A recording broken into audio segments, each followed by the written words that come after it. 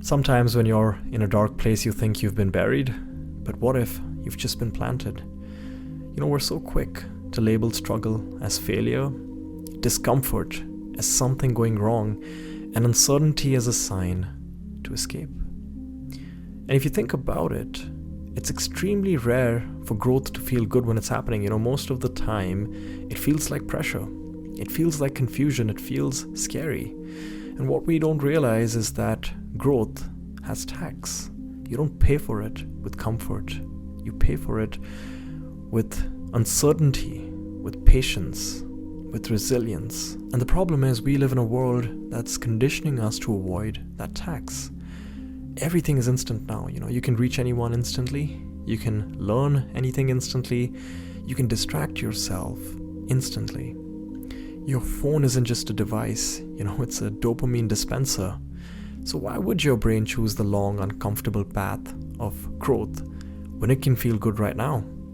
You can listen to a podcast about discipline, you can watch videos about success, you can consume content about becoming better, and your brain will reward you as if you did something. But listening to growth isn't the same as living it, right?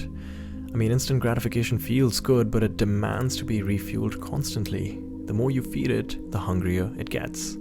But long-term growth is different, it asks you to delay, it asks you to wait, it asks you to trust. And when the reward comes, it feels earned, and because it feels earned, you value it differently. You don't need constant stimulation anymore, you don't need constant validation, you don't need constant dopamine hits. You learn that you can sit in the silence, you can sit in uncertainty, you can sit in the dark. Because you realize something that most people don't.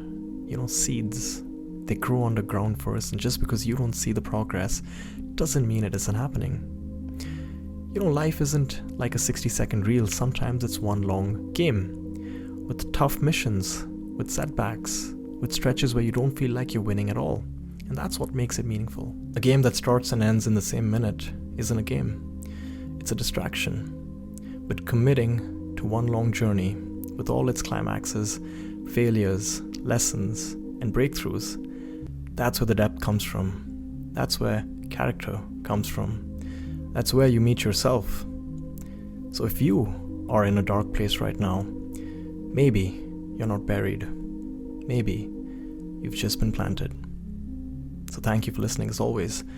I'll see you guys next week.